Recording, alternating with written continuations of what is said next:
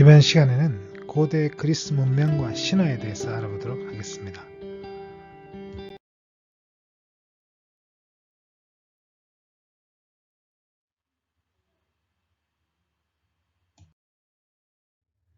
고대 그리스는 서구 문명의 기틀을 다지고 서남아시아와 북아프리카 전역의 문화에 큰 영향을 준 풍부한 문화를 남긴 것으로 평가받고 있습니다. 그리스 문화는 로마 제국에도 큰 영향을 끼쳤으며 로마인들은 지중해 지역과 유럽에 그리스 문화를 발전하여 퍼뜨렸습니다. 고대 그리스 문명은 언어, 정치, 교육 제도, 철학, 과학, 예술에 크나큰 업적을 남겼고 이 지역들의 후대에 큰 영향을 끼쳤습니다. 특히 이슬람 황금시대와 서유럽 르네상스를 촉발시킨 원동력이 되기도 했습니다. 고대 그리스 문명은 고대 로마와 더불어 서양의 고대를 대표하는 문명입니다. 이집트에서부터 파키스탄에 이르기까지 광범위하게 문명을 전파했습니다. 고대 그리스 시대는 기원전 1100년경 미케네 문명이 멸망한 이후부터 로마인들이 그리스를 정복하기까지 기원전 146년까지를 말합니다. 고대 그리스는 폴리스 중심의 도시국가 체제였습니다. 도시국가들은 동족의식을 가지고 부분적으로 결합을 이루었으나 통일된 국가를 형성하지는 않았고 필요시 동맹을 맺는 형식으로 유지했습니다. 각 폴리스들은 자신들의 문화를 꽃피우고 여러 위기를 넘겨오며 번영하였으나 결국 알렉산드로 대왕에 의해서 마케도니아 왕국에 의해서 통일되었습니다. 나중에 이제 마케도니아 왕국은 로마에 흡수되면서 결국 고대 그리스는 로마인들을 지배를 받게 되면서 끝나게 됩니다. 그리스 신화는 고대 그리스인들이 남긴 신화입니다. 다시 말해서 기원전 12세기부터 그리스 반도에 거주한 사람들이 남긴 신화입니다. 이것은 그리스 문학작품에 수록되고 미술로 표현되어서 전해졌습니다. 기원전 8세기경 일리아드 오디세이나 신통기, 노동과 나날들과 같은 책들을 통해서 서사시를 통해서 전해졌습니다. 서양 문명과 문화에 지대한 영향을 끼친 신화입니다. 서양 문명의 문화, 예술, 문학에 지대한 영향을 끼쳤으며 오늘날 서양의 문화유산과 언어에도 그 영향이 남아 있습니다.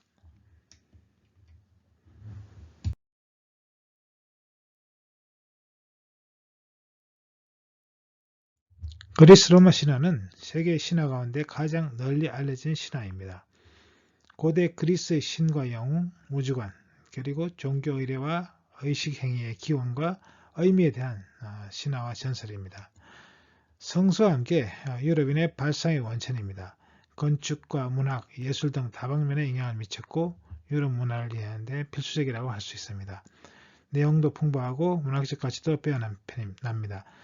주로 구비 전승을 통해서 널리 퍼졌고 그리스 문학의 시작이라고 할 수 있습니다.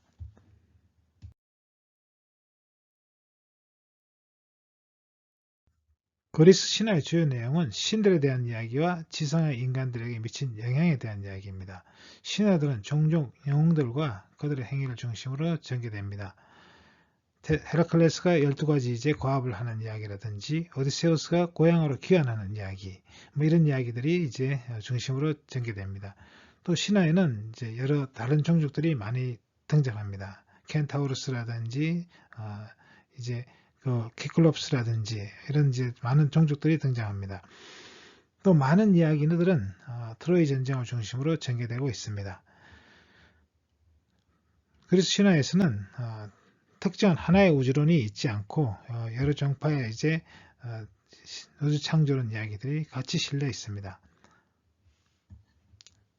그래서 여러 다른 종파들의 세계 창조에 대한 서로 다른 믿음을 가졌다는 걸 알 수 있습니다. 그리스 신화의 특징을 든다면 세계의 모든 신화들 중에서 가장 풍성하다고 할 수 있습니다. 등장하는 신들의 수나 내용이나 분량으로 볼 때 방대합니다. 또 많은 작가들이 이제 이 신화의 작품들을 만들었습니다. 그러면서 인간의 삶을 반영하는 많은 작품들이 나왔어요. 기원전 8세기에는 호메로스나 헤시오도스가 이제 그 역할을 했고, 기원전 5세기에는 수많은 극작가와 시인들이 여기에 참여했습니다. 이 그리스 로마 신화의 신들의 모습은 거의 인간과 흡사합니다. 신이 사랑을 하고 질투를 하고 분노를 하고 전쟁을 하는 이야기들이 되풀이 되는데, 또 그리스인들은 신들이 인간의 삶에 지대한 영향을 미친다고 생각했습니다. 그리고 신들조차도 또 정해진 운명을 따라가는 것이지 운명을 거스르는 것은 아니라는 이야기들이 바탕에 깔려 있습니다.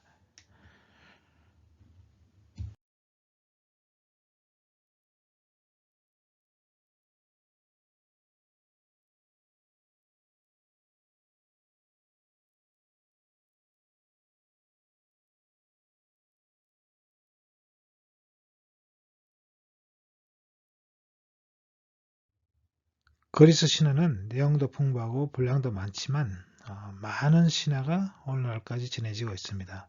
그러면 왜 그리스 신화는 많은 신화가 전해지고 있을까요? 그 이유는 많은 신화들이 서사시와 희곡의 형태로 기록되었기 때문입니다. 그리스인들은 글을 읽고 쓸 줄 아는 사람들이었습니다. 고대인들의 입을 통해 신들의 이야기가 전해지고 시와 산문, 희곡 등을 통해 기록으로 남아 있습니다. 그리스인들이 글을 읽고 쓸 줄 아는 이유는 그리스 문자가 이제 엄소 문자로 만들어졌고, 그래서 누구나 다 쉽고 쉽게 읽고 쓸 줄 아는 그런 토대가 구축되었기 때문입니다. 거기다가 그리스는 모음이 있는 언어입니다. 그러니까 이 그리스어가 훨씬 더 부드럽고 잘 이제 운율을 맞춘다든지 여러 가지 문학 작품을 쓰기에 좋은 그런 언어, 문자를 가지고 있었기 때문입니다. 고대 그리스의 서사시로 유명한 것이 호메로스의 일리아드, 오디세이아가 있고, 또 헤시오도스의 신통기나 노동과 나날, 그리고 아폴로니우스의 아르고나우티카, 이런 많은 서사시들이 있습니다. 이런 서사시를 통해서 전해오던 구전되어 오던 신화들이 정리가 되고 편집이 됐다는 이야기죠. 그러면서 이런 신화 편집자가 있었기 때문에 훌륭한 고대 그리스 신화들이 널리 또 소실되기 전에 다 기록으로 남아있게 된 것입니다. 이런 점들이 이제 이집트라든지 메소포타미아와 이제 다른 점이고, 또 중국과도 다른 점입니다. 그 지역의 신화들은 언어가 이제 어렵고 문자가 어렵기 때문에 기록을 하기가 일부의 소수의 이제 식자들만 그런 기록을 할 수 있었는데 비해서 이제 고대 그리스는 그런 토대가 이제 만들어졌다는 것이죠. 엄소 문자가 만들어지면서 고대 그리스의 이제 희곡 작가 작품들이 주로 신화를 주제로 쓴 작품들이 많은데, 이 작품들이 희곡 축제에서 공연이 되고 그리스 전 지역과 그 밖의 지역에도 무대에 올랐습니다. 그리고 그리스의 후대 작가들은 그렇게 기원전 4세기경에 알렉산더의 아시아와 지중해 정복을 기점으로 그리스와 그리스 문화가 비약적으로 확대되었습니다. 이런 이제 작품들이 또 로마 시대에는 로마 시대 저술가도 그 영향을 받아서 프루타코스나 파우사니아스와 같은 이런 저술가들이 쓴 원문으로 이어져 왔습니다. 그리고 포스트 르네상스 시대의 예술 작품으로 이제 대중들에게 인기가 있었고, 또 보티첼리나 미켈란젤로, 루벤스와 같은 미술가들의 작품의 토대가 되었습니다.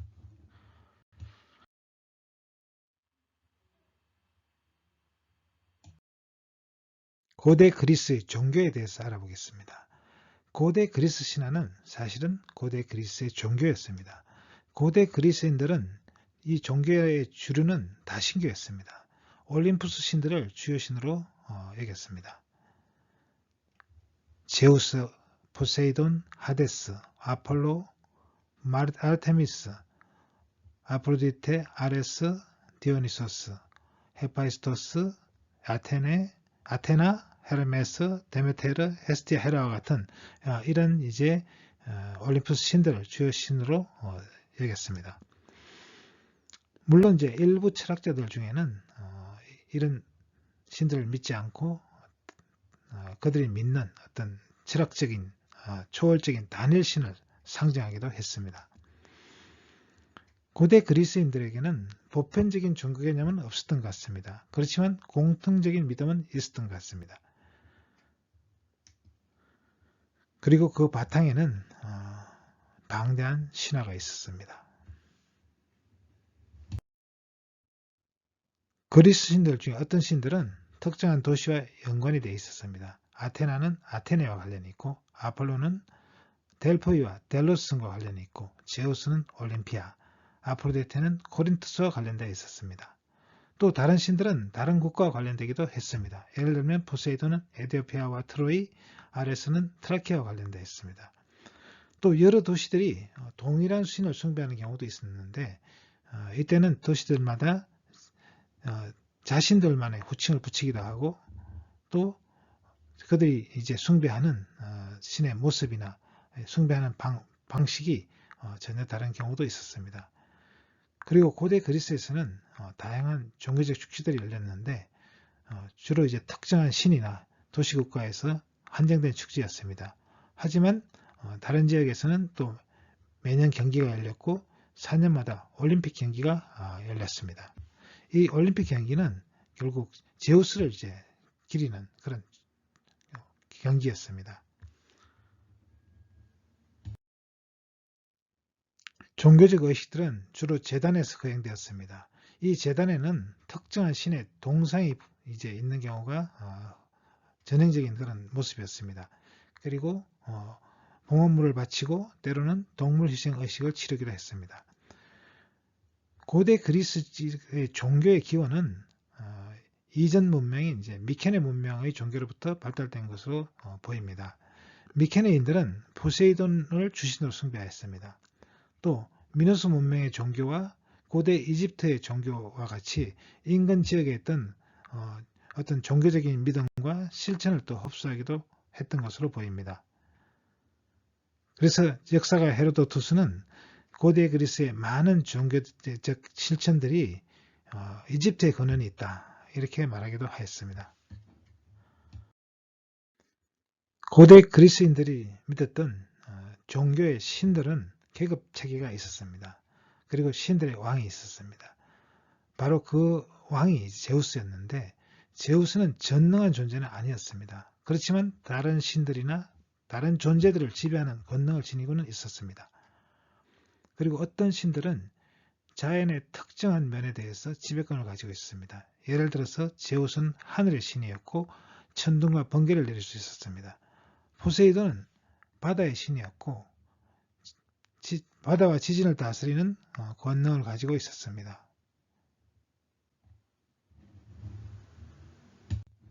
하데스는 죽음과 지하의 영역의 권능을 행사했고 헬리오스는 태양을 지배했습니다. 또 어떤 신들은 추상적인 개념을 지배하기도 했습니다. 예를 들어서 아프로디테는 사랑의 지배자였습니다. 신들은 불멸의 존재이기는 했지만 전능한 존재는 아니었습니다. 왜냐하면 그들은 모두 운명에 복종해야 했습니다. 신들은 인간처럼 행위했고 인간의 특성을 지니고 있습니다. 그들은 인간과 결혼하여 자식을 낳기도 하고 또 서로 싸우기도 하고 또 서로 이기려고 애쓰기도 했습니다.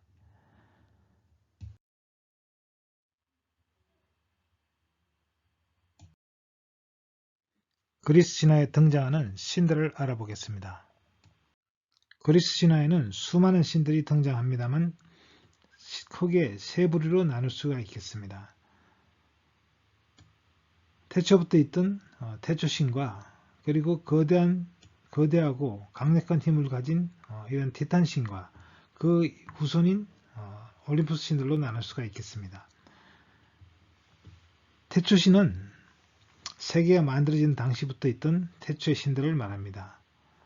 혼돈에서 갈라져 나온 신들이며 빛이나 어둠, 하늘, 대지와 같은 추상적인 개념의 의인화된 신입니다. 티탄 신은 거대하고 강력한 신의 종족으로 올림푸스 신들이 세상을 지배하기 전에 이른바 황금시대를 다스렸던 신들입니다. 그리고 올림푸스 12신은 올림푸스산 정상에 살고 있는 그리스 판테온의 주역 12신을 말합니다. 그리스 신화의 주요 신인 올림푸스 12신과 속세의 2신을 알아보겠습니다.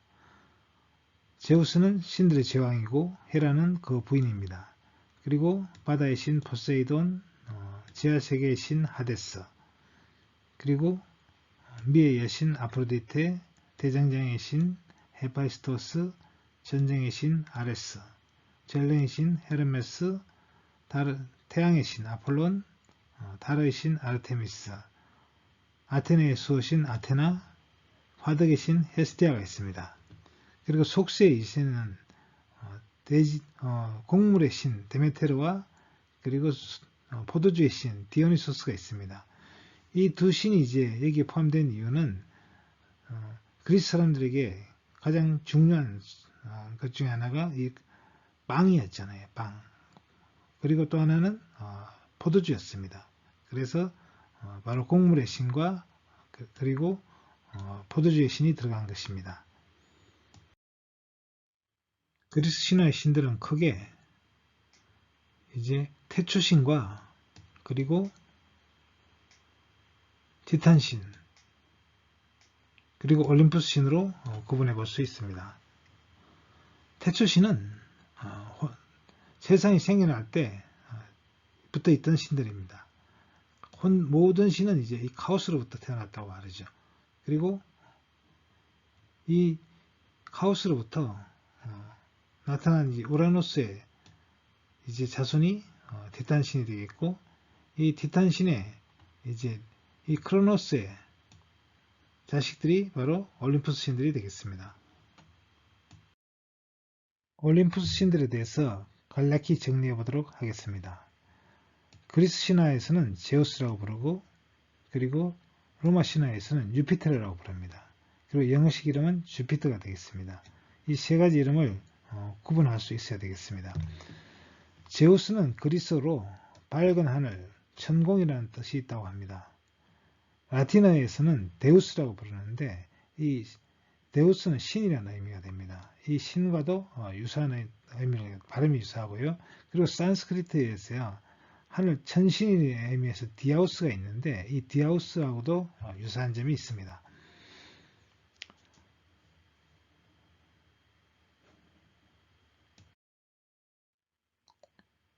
헤라는 그리스 신화의 이름이고 로마 신화에서는 유노, 영어식 이름은 주노가 되겠습니다.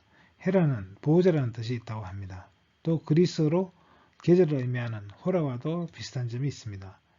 제우스의 누이자 아내입니다. 모성과 출생, 결혼의 여신이라고도 합니다.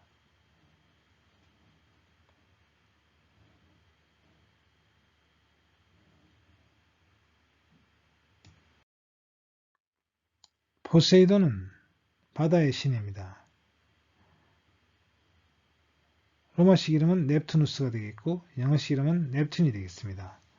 그리스어로 포세이는 주인이고 다운은 물이라는 의미가 있습니다. 돌고래나 말, 소 등의 상징적인 동물이 있습니다. 바다와 지진, 돌풍의 신입니다.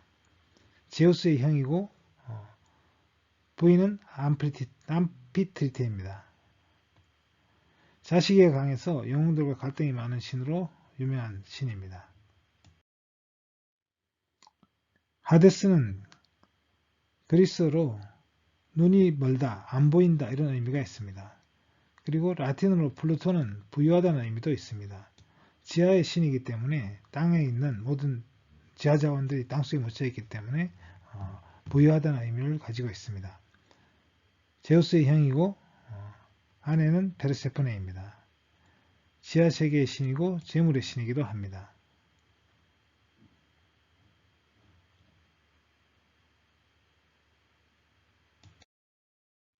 아프로디테는 미의 여신입니다. 로마식 이름은 베누스이고 영어식 이름은 비너스가 되겠습니다. 아프로스는 거품이고 데아타이는 빛나는 이런 의미가 있습니다. 제우스와 디오네 사이에 태어난 딸이라고도 합니다. 또 다른 신화에서는 우라노스의 남근과 물거품 속에서 탄생했다고도 합니다.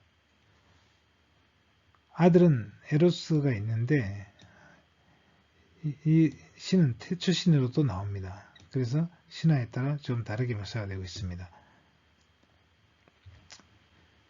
여기서 비롯된 단어가 성병이라는 단어가 이제 라틴어 베누스에서 유래되었다고 합니다. 아테나는 아테네의 수호신입니다. 수메르어로 아나타는 하늘의 여왕이라는 의미가 있습니다. 또 다른 이름은 팔라스라는 이름인데 그리스어로는 미혼 여성이라는 의미를 가지고 있습니다. 제우스와 메티사에 난 딸입니다. 지혜의 여신이고 정의의 여신이고 아테네의 수호신입니다. 영원한 처녀, 지혜로운 동물로 여기는 올빼미가 상징동물이 되겠습니다.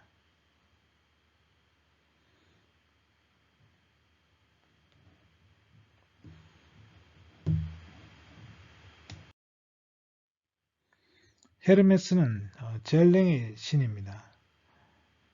로마식 이름은 메르쿠리우스고 영어식 이름은 머큐리가 되겠습니다. 헤르메스는 기둥이라는 의미가 있습니다. 요정 마이아 사이에 난 제우스의 아들입니다. 신들의 전령입니다. 상업계 교육의 여신이기도 하고 목동과 나그네의 신이기도 하고 날개 달린 발을 가지고 있고 능수능란한 협작꾼이기도 합니다. 여기서 파생된 단어로 메르큐리얼이라는 단어가 있는데 변덕스럽다는 의미가 되겠습니다. 아폴로는 그리스식 이름이고 로마식 이름은 아폴로가 되겠습니다. 영어식 이름도 아폴로가 됩니다.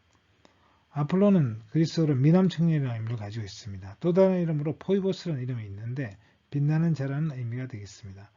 레토가 나온 제우스의 아들이고 아르테미스와는 쌍둥이 남매입니다. 태양마차를 몰고 하늘을 날아다닙니다.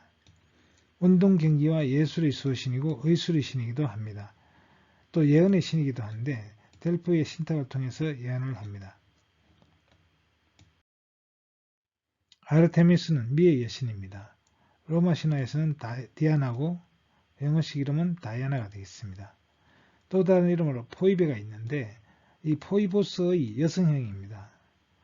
아폴론과 쌍둥이 누이 동생이고 달과 사냥의 여신이고 어린아이와 약한 자를 수호하는 여신이며 영원한 처녀를 상징합니다. 아레스는 전쟁의 신입니다. 로마식 이름은 마르스고 영어도 마르스입니다. 아레스는 전사라는 의미를 가지고 있습니다. 제우스와 헤라의 아들이고 헤파이스토스와 형제입니다.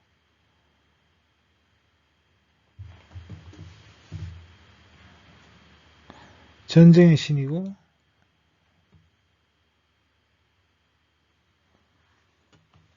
전쟁을 좋아하고 덩치가 크지만 그렇게 힘은 강하지 않다고 합니다.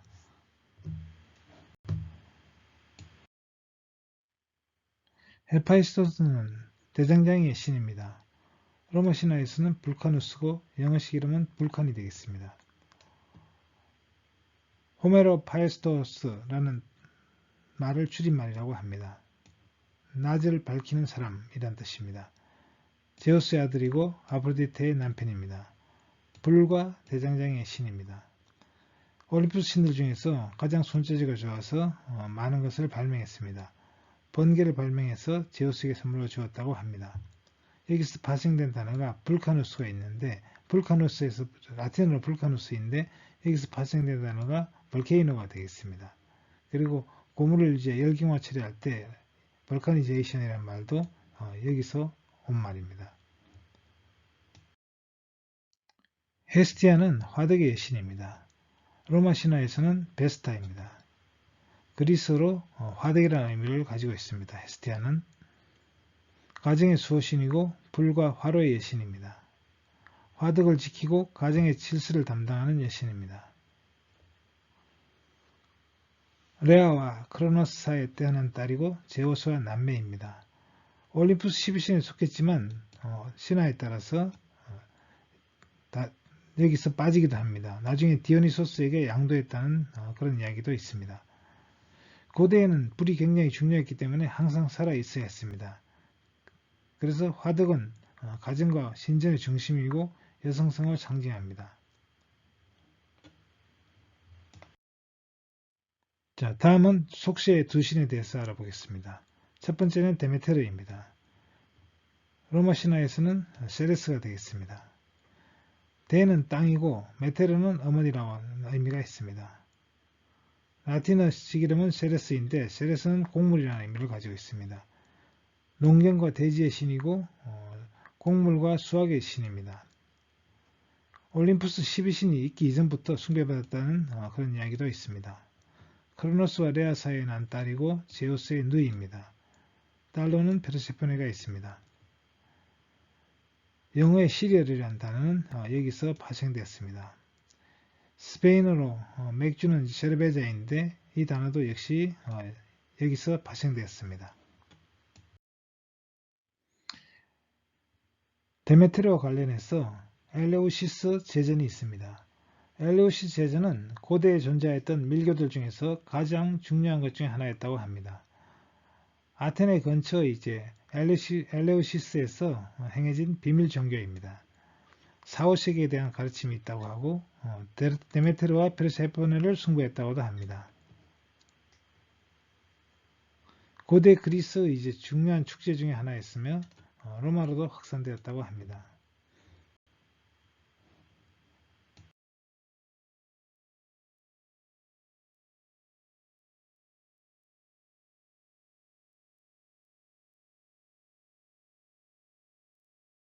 또 다른 속세의 신은 디오니소스입니다.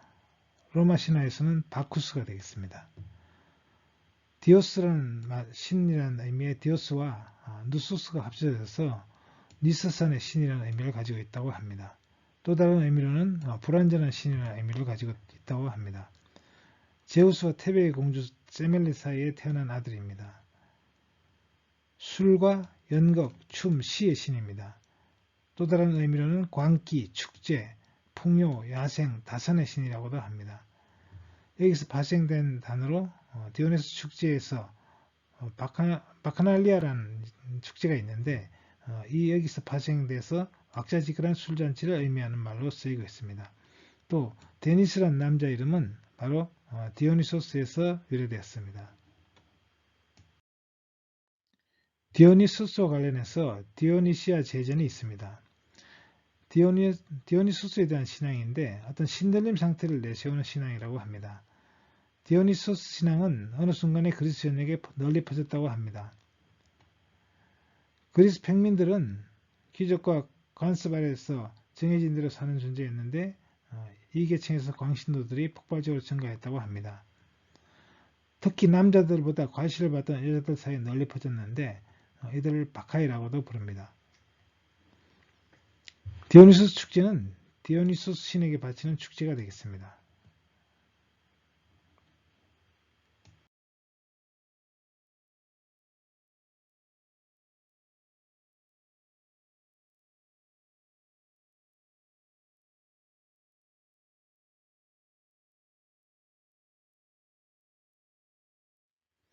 헤베는 청춘의 여신입니다. 로마 신화에서는 유벤타스가 되겠습니다. 그리스로 젊음이라는 의미에서 파생되었으며 유벤타스 역시 젊음을 뜻하는 라틴어에서 나왔습니다. 제우스와 헤라 사이에 난 딸입니다.